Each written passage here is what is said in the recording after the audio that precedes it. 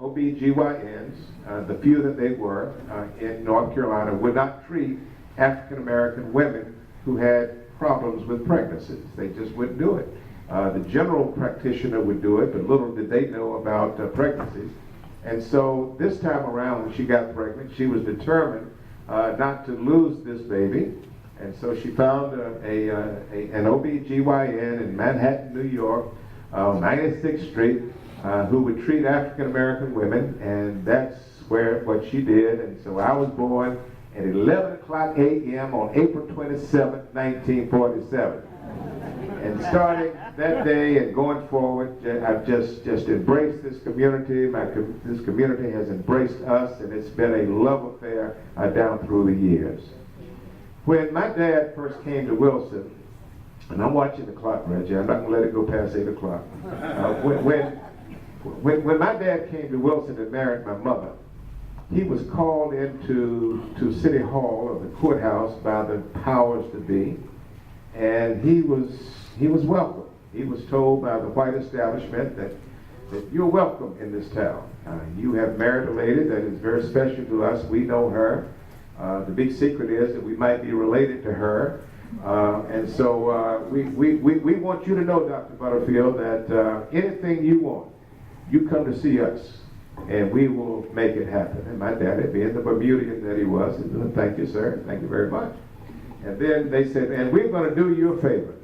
We're going to fix it so you can become a registered voter. Aren't you happy about that? And he really didn't get it. He said, yeah, I'm happy about that. So he went to the courthouse, and they were expecting him, and he walked in and signed his name and became a registered voter. Didn't have to take the literacy test or anything. He told me he was the 40th African American to be registered to vote in Wilson in the 20th century. And so he became a registered voter. And so he opened up his dental practice, and then he started trying to get other African Americans registered to vote. And when the word got out that he was conducting a voter registration drive, he was called on the carpet, Buck. He was called on the carpet and said, look, we did this as a favor to you.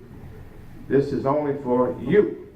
You don't go out and get other people registered to vote. You need to stop it. You need to stop it now. And he stopped it. And then the Depression came along in the 1930s, and then World War II came along right at the end of the 1930s, and things were pretty tough in Wilson, I'm told, during the Depression. Bruce, you used to hear those old stories about the Depression in Wilson, and it was pretty tough in Wilson during the Depression. But once the Depression was over, in 1947, after I was born, he decided he wanted to get back to voter registration. And so he established the Wilson branch of the NAACP. And it was founded in 1947 for one purpose. It wasn't for civil rights particularly. It was to get black folk registered to vote in East Wilson. That's why the NAACP was formed. And he and it wasn't Reverend Watkinson. He didn't come to 1951. But he and some other people, there was a man named Oscar Ellis. I don't know if that name means anything to anybody in here except two people. Your grandfather, where's Maurice? Yeah. Mr. Oscar Ellis and two or three other men, Mr. Coley, I remember him. They started this NAACP branch in Wilson, and every Saturday they would go out into the community and try to persuade African Americans to become registered voters, and they were scared to death. Black people were scared to death to register to vote. And on Saturday morning, they would work with these citizens to try to get them registered to vote and to get them in the mindset and make them want to register to vote. And so they had a strategy. That they were going to concentrate on Ward 3. See, back during those days, Wilson had 6 wards. And Ward 3 was where a lot of the school teachers lived, and the more informed African Americans lived. And so people who were more likely to want to register to vote during those days. That's not true today, but back during those days, they concentrated on an area. And so Ward 3 was the area that was concentrated upon. Ward 3 was like a belt. If I were to take my belt off now and just hold it up to you, that's the way Ward 3 looked. It stretched from 301 between Nash and Green Street on 301, just 2 blocks wide, and went all the way up to Dick's Hot Dog Stand on West Nash Street. 2 blocks wide and about 1.5 miles long. And the reason the city fathers drew the district that way was because they knew one day African Americans would start voting. And they knew that if they had stretched this district far enough, that the more African Americans who became registered on this side of town, there would be enough in the district on the other side of town to offset what was being done in East Wilson. And so they worked hard. They worked hard, and they got all these African Americans registered to vote. And finally, in May of 1953, my dad said, you know what? I'm going to run for the city council. And by this time, Reverend T.A. Watkins had come to Wilson, and he was on fire. And he became his campaign manager, and they went out here, and they ran a campaign. And on May 5th, 1953, they had the election. And doggone it, it was a tie vote. Right, Diane? It was a tie vote, 187 to 187. Yeah, Ms. Bell, you might remember that. Where's that, Ms. Bell? It was a tie vote. And then they went to the law books and to find out what in the world you do when there's a tie vote. And the law says that if it's a tie vote, said it back then, I don't know what it is now, but said if it's a tie vote, you blindfold a child. This was in the books. You blindfold a child reaches into a hat and pulls out a name. And so May 6th, I guess the next day, the little child reached in the hat and pulled out my daddy's name, and he became, a member of the Wilson County Board of Aldermen, which was a big deal. That was a big deal. Now keep in mind now, I'm 7 years old, so I'm just beginning to figure out what this stuff is all about. And he did a good job. And then he had to come back in 1955 and run again. And the white establishment did not believe that he could get re-elected because they thought they could get all their voters out and he would go down in defeat. But there was a white man on the city council named John D. Wilson, who lived where the heart of Wilson used to be on West Nash Street, right there on Warren Street. And John D. Wilson came to my dad and said, you know what, I want to run for mayor. And let's work out a deal, which is what Democrats and Republicans ought to be doing right now in Washington. We need to work out a deal. And John Wilson said, if you can get the Negro community to support me for mayor, then I've got enough family and friends in Ward 3, up around Dick's Hot Dog Stand and on up by Western Sizzling up that way. I got enough friends up there that I can whisper to them and I can get you some votes, Dr. Butterfield. And let's work out the deal. And they shook hands on it, they worked out a deal, and sure enough, when the votes were counted, my dad was re-elected to the city council.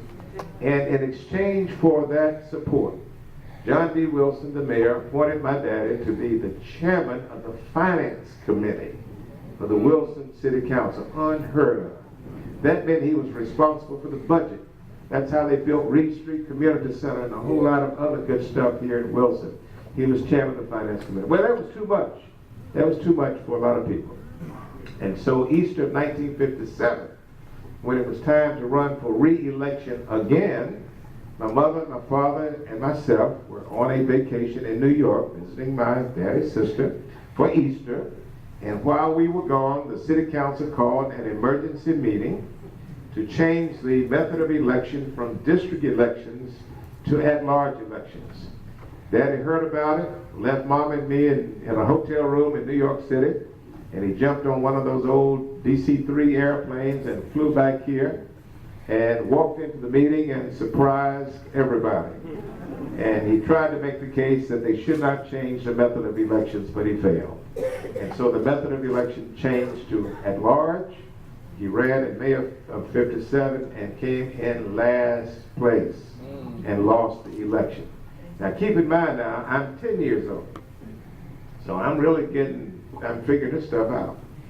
And so the community, I remember Mr. Oscar Ellis and others, they wanted to sue. They wanted to go to court and sue. And so the lawyers came in and said, no, let's wait until 1959, which is 2 years later, let's run somebody else. And then if they lose, then we can file a lawsuit. So when 1959 came along, my daddy said, I ain't doing this thing again. I'm not going to be humiliated by those people up there. And so Reverend Watkins, Pastor Jackson Chaplain, my pastor's here tonight, Reverend E. Ray Patton, he ran in 1959, and guess what? He came in last place. And so there was a black lawyer in town then named Romalis Murphy.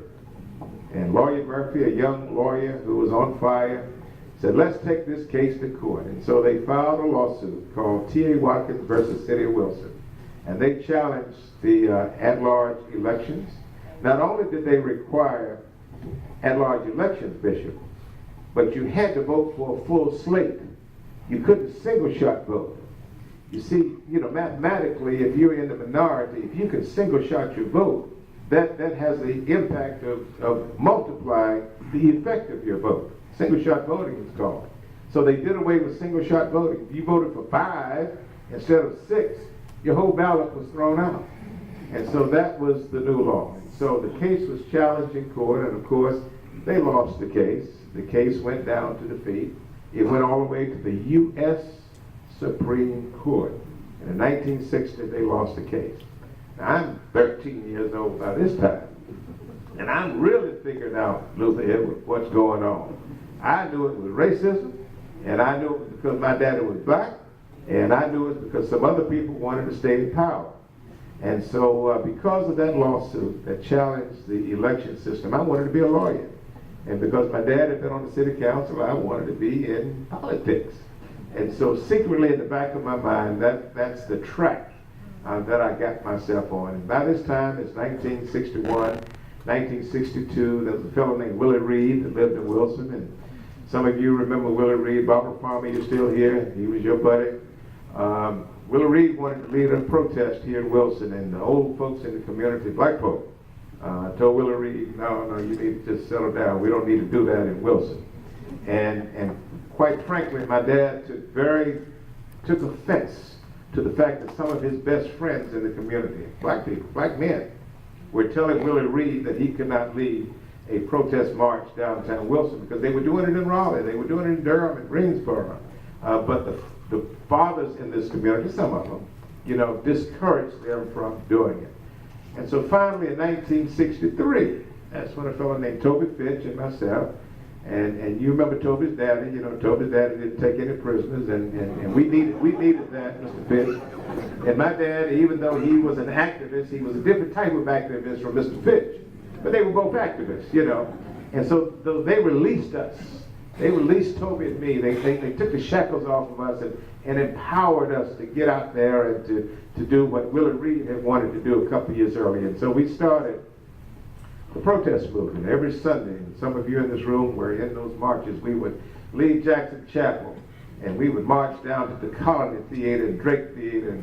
And one day Joanne Coble-Woodard and I slipped in. When did you, Joanne? We slipped into the Drake Theater and then they put us out. Yeah. I had a little 15-year-old girl selling tickets at the Drake Theater, and we walked up to get tickets, and she panicked. She didn't know what to do.